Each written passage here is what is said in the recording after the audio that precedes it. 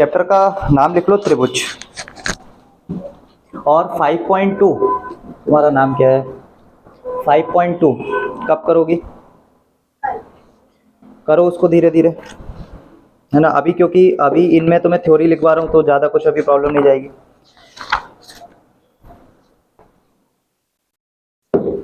Chapter का नाम लिखो त्रिभुज। और सभी को त्रिभुज के बारे में तो पता है, जिसके पास कितनी साइड होती है टोटल?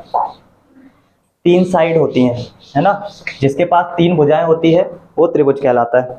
त्रिभुज को क्या हम बहुभुज बोल सकते हैं क्या? त्रिभुज को क्या हम बहुभुज बोल सकते हैं क्या? बिल्कुल बोल सकते हैं, क्योंकि 2 से ज़्यादा जब साइड होती है किसी के पास तो फिर वो किस कैटेगरी में आ जाता है? बहुभुज की, ठीक है, पॉलीगन्स की कैटेगरी में आ जाता है। तो इंग्लिश में भी नोट डाउन करते जाना, ठीक है, मैं बताऊंगा इंग्लिश में भी।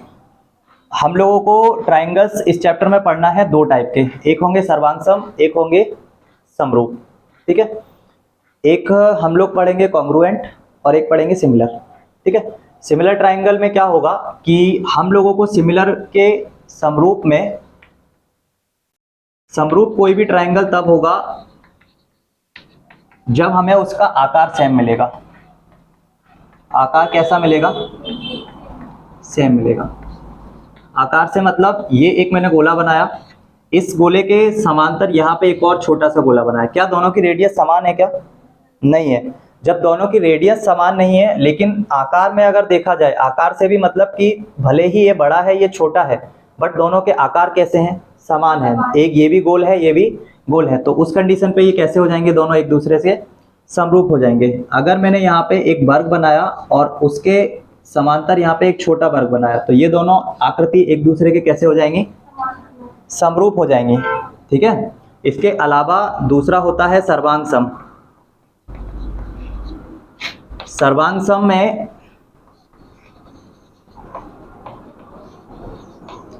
हम लोगों को, सर्वांग सम में जब भी कोई भी ट्राइंगल या कोई भी शेप सर्वांग सम होगा तो उसमें उसकी जो आमाप होती है वो बराबर होनी चाहिए। आमाप के अलावा, आमाप तो समान होगी ही होगी, उसके अलावा आकार भी कैसा हो जाएगा? समान हो जाएगा। बट सिमिलर वाले में जरूरी नहीं है कि आमाप उनकी समान हो। आमाप का मतलब समझ रहे हो? इसका रेडियस, यहाँ पे अगर मैं एक सर्कल बनाऊं और उसका रेडियस अगर मैं 2 सेंटीमीटर रखूं, तो यहाँ पे दूसरा वाला जो सर्कल बनेगा उसका रेडियस भी कितना होना चाहिए? अगर 2 सेंटीमीटर दोनों का ही रेडियस है तो कंफर्म है वो दोनों एक दूसरे के बराबर ही हो जाएंगे, क्योंकि इसकी भी रेडियस 2 है, इसकी भी रेडियस 2 है। तो इनका चाहे आप क्षेत्रफल निकालो चाहे इनका परिमाप निकालो, दोनों ही क्या आ जाएंगे? इक्वल आ जाएंगे। तो इस कंडीशन में ये दोनों के दोनों सर्कल कैसे हो जाएंगे? कॉन्ग्रुएंट, ठीक है, और सर्वांगसम हो जाएंगे। और समरूप कब होंगे? जब सिर्फ हमें उनका शेप एक जैसा दिखे, बाकी उनकी रेडियस से हमें कोई मतलब नहीं है। रेडियस अलग अलग होगी तो भी चलेगा, बस आकार कैसा होना चाहिए? सेम होना चाहिए, ठीक है। उस कंडीशन पे हम उसको समरूप बोलेंगे। तो सबसे पहले समरूप की डेफिनेशन लिखो। समरूप किसको हम लोग बोलेंगे? कुछ चित्र सभी के पास बुक है ना? सिमिलर जो है यहाँ पे सारे फिगर सिमिलर हैं, ठीक है, लेकिन सारे कॉन्ग्रुएंट नहीं है ना, सारे सर्वांगसम नहीं है। क्यों सर्वांगसम नहीं है? क्योंकि फर्स्ट वाले फिगर में देखो सभी की रेडियस अलग अलग है, उनमें सभी की रेडियस अलग अलग है, तो कंफर्म है वो कैसे होंगे? सिमिलर होंगे, क्योंकि हमें सभी का आकार दिख रहा है। तुम्हारी बुक कहाँ है? नहीं लेकर आए क्या? बुक लेकर आया करो साथ में, ठीक है। तो सभी चित्र के अंदर देख लो, सभी चित्र में जो सारे के सारे चित्र हैं वो एक दूसरे के समरूप तो हैं लेकिन सर्वांगसम नहीं होंगे, ठीक है। सिमिलर तो हैं लेकिन कॉन्ग्रुएंट नहीं होंगे। और सभी ट्राइंगल्स और सभी वर्ग एक दूसरे के समरूप होंगे, ठीक है।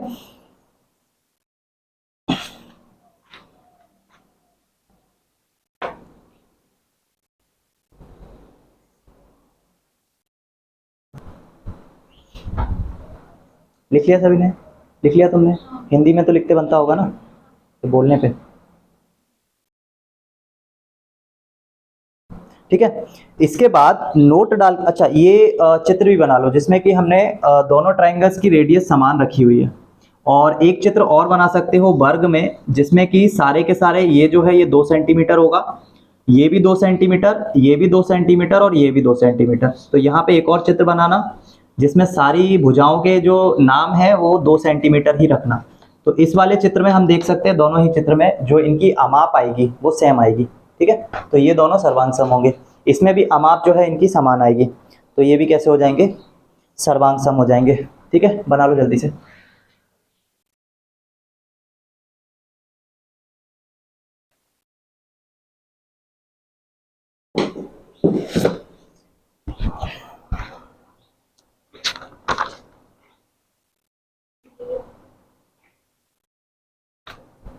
हो गया, दूसरा वाला भी लिखो, उसके बाद वाला, दोनों कर लिए कंप्लीट। समझ में आ गया या नहीं आए, उसमें जो चीज़ें लिखी है वो समझ में आ रही है या नहीं, आ गई ना, नहीं है, ठीक है। नोट डाल के तुम लोग लिखो, तुम लोग भी नोट डाल लेना इंग्लिश में, ये लिखा हुआ फ्रॉम, इधर फ्रॉम से स्टार्ट करना, नोट डाल के लिखना, ठीक है। तुम लोग भी नोट डाल के लिखो, सभी सर्वांग सम आकृतियां, सभी सर्वांग सम आकृतियां क्या होंगी, समरूप भी होंगी।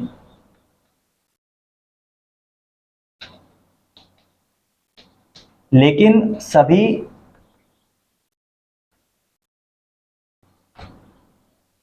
समरूप आकृतियां सर्वांग सम हो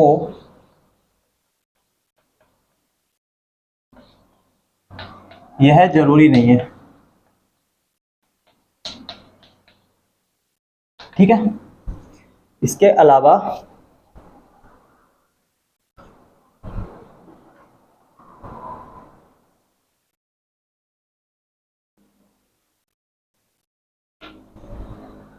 लगाया हुआ है और उसके नीचे दो लोग खड़े हुए हैं किसी चीज को पकड़ के, ठीक है। यहाँ पे एक चादर सी है, उसको पकड़ के खड़े हुए हैं। तो क्या होगा कि लाइट का जो लाइट आएगी ना इस चादर के जस्ट नीचे, अब कोई अगर खड़ा हुआ है पकड़ के तो कंफर्म है इन दोनों के नीचे की तरफ उसका ये परछाई बनेगा चादर का, है ना, जहाँ पे लाइट नहीं आएगी। तो वो जो परछाई बनेगा वो इसी शेप का बनेगा, है ना, जो परछाई बनेगा वो इसी का, इसी चादर का, या जो भी ये चीज हाथ से पकड़ा हुआ है इसी का क्या बनेगा, एक इमेज बनेगा। बाकी इनके जो एंगल हैं ए एक ही जगह पे ही रहेगा, ए ऊपर की साइड पे, डी नीचे की साइड पे, बी यहाँ पे और सी यहाँ पे, ठीक है। तो ये सेम आकृतियां इनकी जो अमाप होंगी वो कैसी हो जाएंगी, अलग अलग, लेकिन जो आकृति होगी वो कैसी होगी, एकदम सेम होगी। बाकी हो सकता है मे बी कि अगर उसका जो डिस्टेंस है जमीन से वो लगभग बहुत कम है तो हो सकता है कि दोनों के साइज भी कैसे आ जाए, सेम आ जाए, ठीक है। क्योंकि कोई भी चीज जब लाइट के ऊपर रखोगे तो नीचे की तरफ उसकी परछाई बनेगी, जस्ट जमीन पे रखोगे टच करके तो उसकी परछाई बनेगी उतनी ही जगह में बनेगी जितनी जगह में वो ऊपर से ढका हुआ है। तो उस ढके हुए जो चित्र नीचे बनेगा उसको हम लोग बोल सकते हैं कि वो इसके सिमिलर तो होगा, समरूप होगा। हो सकता है कि वो उसके क्या हो जाए, सर्वांग सम भी हो जाए, ठीक है। क्योंकि जो एंगल होगा ए वो एंगल ए डैश के इक्वल आएगा और जो एंगल बी होगा वो जस्ट एंगल बी डैश के इक्वल आएगा, ठीक है। दो लोग हैं और चादर को यहाँ से पकड़े हुए हैं तो उसका जो नीचे की तरफ इमेज बनेगा वो जस्ट एंगल, सब एंगल्स एक दूसरे को फॉलो करेंगे, ठीक है। तो सारे एंगल जो होंगे वो कैसे हो जाएंगे, एक दूसरे के इक्वल हो जाएंगे, ठीक है। बाकी उसमें कुछ करना नहीं है क्रियाकलाप से, ठीक है। अब सिमिलर, अब जो समरूप है और जो सर्वांग सम है उनकी कुछ और अच्छी डेफिनेशंस लिख लो। क्रियाकलाप खत्म करने के बाद टिप्पणी,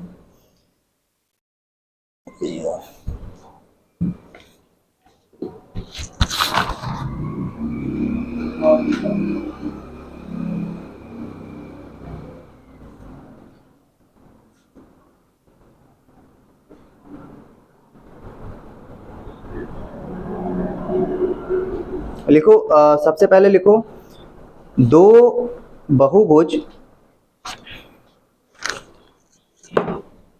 दिया है, 2 polygons have two polygons of the same number of sides are similar if, लिखा हुआ है ये, हाँ वो पूरी लाइन लिख लेना जिसमें फर्स्ट पॉइंट लिखा हुआ है, सेकंड पॉइंट लिखा हुआ है ना। तुम भी लिखो, भुजाओं की समान संख्या वाले,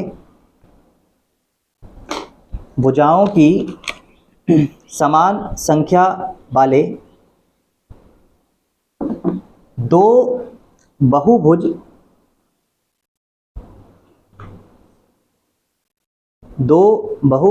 समरूप होते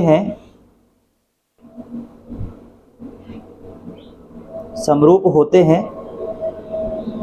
यदि पहला नंबर लिखो, उनके सभी संगत कोण बराबर हों, उनके सभी संगत कोण बराबर हो। दूसरा नंबर लिखो, उनकी सभी संगत भुजाएं एक ही अनुपात में हो,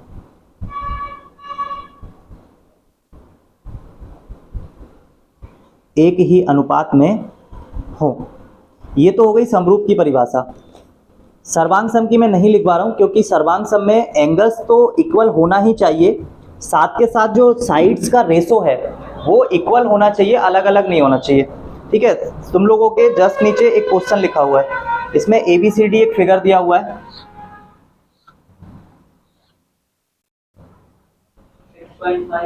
6.5 बिल्कुल। इस वाले में देखोगे तो ABCD एक चतुर्भुज टाइप का है और इसी के सिमिलर यहाँ पे एक और बना हुआ है, PQRS इसको नाम दे देते हैं। यहाँ पे तुम चेक करोगे कि जो एंगल D का वैल्यू है वो है 85 डिग्री और यहाँ पे वही एंगल इस वाले का भी वैल्यू है 85 डिग्री। फिर ये वाला जो एंगल है वो दिया हुआ है 70 डिग्री, तो उसी के सिमिलर 70 डिग्री कौन सा वाला दिया हुआ है, ये वाला। ठीक, और उसके अलावा दिए हुए हैं 105 और दिया हुआ है 100, 105 और 100, तो ये भी यहाँ पे 105 होगा और ये वाला 100 होगा। ठीक, यहाँ पे दिख रहा है सारे एंगल्स एक समान है। हम लोगों ने जस्ट अभी यही डेफिनेशन लिखी है कि उनके जो एंगल्स हैं वो कैसे होने चाहिए, समान होने चाहिए। ठीक है, एंगल समान होना चाहिए, उनके मतलब संगत कोण। तो ये संगत कोण दिख रहा है, AD की जो भुजा है इस AD पे दो एंगल बन रहे हैं, एक 85 और एक 105। तो P और S पे भी देखो दो एंगल बन रहे हैं, एक 85 और एक 105। और ये जो DC भुजा है, जिस भुजा पे DC भुजा पे 85 और 70 बन रहा है, यहाँ SR भुजा पे 85 और 70 बन रहा है, तो उन दोनों के बीच में जो अनुपात है 24, 2.4 और 4.8, ये दोनों का अगर पॉइंट हटा दिए जाए तो ये हो जाएंगे 24 और 48। तो इनका जो अनुपात होगा वो आ जाएगा 1:2। 24 एकम 24, 24 दूने 48, तो कितना आया 1:2। तो वही अनुपात इन सारी साइड्स के बीच में भी होना चाहिए। जैसे कि A से लेकर D का जो मान है वो 2.1 है, 2.1 है, तो यहाँ पे P से लेकर S का जो है वो 4.2 है। तो अगर इन दोनों का अनुपात लोगे, किसका, AD का अनुपात लोगे किसके साथ, PS के साथ में, तो AD का मान है 2.1 और इसका मान है 4.2। पॉइंट से पॉइंट कैंसिल कर दोगे, 21/42, 21 से भाग लगाओगे तो 1/2। ठीक, ऐसे ही यहाँ पे 24 और 48 को बटे में लिखोगे। इनकी जो साइड है वो है D से लेकर C वाला और S से लेके R, और इसको कैंसिल करोगे तो यहाँ से भी 1/2 आएगा। तो दिख रहा है कि इन सब साइड्स का जो रेशो है वो कैसे, जो अनुपात है इन सभी साइड का, इसका इस वाली साइड का इन दोनों से, ऊपर वाली साइड का इससे, और इसके बाद वाली जो साइड है ये है 2.5 सेंटीमीटर, तो ये हो जाएगी 5 सेंटीमीटर, और 2.5 का, हाँ ठीक, और 1.5 सेंटीमीटर का ये हो जाएगा 3 सेंटीमीटर। तो इन सबको जब एक दूसरे से कैंसिल करोगे तो तुम्हें हमेशा क्या, एक ही अनुपात मिलेगा, 1:2। तो जब हमें दो चित्रों में जब हमें संगत कोण, ये संगत कोण है, ये बराबर मिल जाए, और उसके सापेक्ष अगर हमें ये भुजाओं के वैल्यू दिए हुए हों तो हम ये बोल सकते हैं कि जो इसकी भुजा होगी AD, उसका भुजा PS से संबंध रखेगी। फिर उसकी जो भुजा है, इसकी जो भुजा है DC, ये भुजा उसकी SR वाली भुजा से संबंध रखेगी। फिर इसका B से लेकर C भुजा उसकी R से लेकर Q भुजा से संबंध रखेगी। और A से लेकर B वाली जो भुजा है ये P से लेकर Q वाली भुजा से साथ क्या रखेगी? संबंध। क्योंकि इन सभी का मान जो आएगा वो कितना आएगा? 1/2। सारी साइड्स एक दूसरे के सिमिलर रहने वाली है और उसके साथ साथ ये सर्वांग सम नहीं होंगे, है ना। ये दोनों चित्र जो है वो कैसे हैं? जो PQRS है, जा तू आज पढ़ क्या रहा है वैसे? याद कर रहा है ना? हाँ, सुना देना अभी लास्ट में। जब हम लोगों के लिए दो चित्र एक दूसरे के समरूप आते हैं, जब दो चित्र हम लोगों का भी सिमिलर मिलते हैं, तो हम उनके नीचे बराबर का मार्क तो लगाते ही लगाते हैं। हाँ, साथ में ये वाला मार्क भी लगाते हैं। इसको बोलते हैं सिमिलर, ठीक है, इसको बोलते हैं समरूप। तो ये वाला जो चित्र है ये ABCD के क्या है? समरूप है, ठीक है। तो इस तरीके से तो दो चित्र का जब भी हमें इस तरीके से पता लगाना रहेगा, मान लो इनकेस कि इसका वैल्यू दिया हुआ रहता, ये DC का तो दिया रहता लेकिन SR का नहीं दिया होता, तो हम निकाल सकते थे, ठीक है। कैसे निकालते? तो जिन जिन भुजाओं की वैल्यू दी हुई होती उन दोनों का अनुपात ले लेते, ठीक है, एक दूसरे के बराबर रख के, और उससे हमें उस SR का वैल्यू मिल जाता, ठीक। अभी हम लोग बात करेंगे जब क्वेश्चंस पे चलेंगे तब। इसके बाद हिंदी मीडियम में देखो वहाँ पे टिप्पणी लिखी हुई है।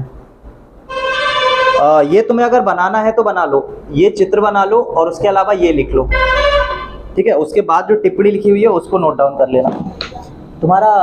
हाँ, आ जाओ चैप्टर नंबर हीरोज फार्मूला ना, हीरोज फार्मूले में, ठीक है। दो एग्जाम्पल हम लोग और देख ले रहे हैं फिगर्स में, जिसमें कि हम लोग देखेंगे कि वो समरूप हैं या सर्वांग सम है। तो पहला है ABCD, जिसमें कि साइड्स के वैल्यू दिए हुए हैं 3 सेंटीमीटर और 3, ये भी 3 एंड ये भी 3, ABCD। और उसके बाद एक और फिगर है यहाँ पे PQRS। इन दोनों PQRS में हमें ये 3.5 सेंटीमीटर दिया हुआ है, फिर ये 3.5 सेंटीमीटर दिया हुआ है, ये 3 सेंटीमीटर है एंड ये 3 सेंटीमीटर है। अब यहाँ पे दोनों ही फिगर्स में ये फर्स्ट वाले जो है ये दोनों समरूप होंगे, सर्वांग सम। तो हम लोग इनको ना तो समरूप बोलेंगे ना ही सर्वांग सम, क्योंकि ये 3 सेंटीमीटर है और इसका 3.5 के साथ जो रेशो आएगा वो इस दूसरी वाली का इसके साथ नहीं आएगा। एंगल्स तो सेम है, ये हमें दिख रहा है एंगल्स सेम है, बट इनकी जो साइड्स का रेशो है वो इक्वल नहीं है। और जब हम लोग समरूप जब भी बोलेंगे जब हम लोग को साइड्स के रेशो भी इक्वल मिले, साथ के साथ उनके जो संगत कोण है वो भी इक्वल मिले, तो ना तो ये समरूप होंगे और ना ही सर्वांग सम होंगे। फिर एक फिगर जो कि इस टाइप का है, इसमें इस साइड का वैल्यू है 2.1, इसका भी 2.1, ये भी 2.1 एंड ये भी 2.1। फिर दूसरा फिगर है कुछ इस टाइप का, तो इसमें हमें ये 4.2, ये 4.2, ये 4.2 एंड ये 4.2। तो दोनों ही फिगर्स में जो रेशो है वो तो समान है, बट जो एंगल्स हैं वो अलग अलग हुआ है। हमें समरूप के लिए दोनों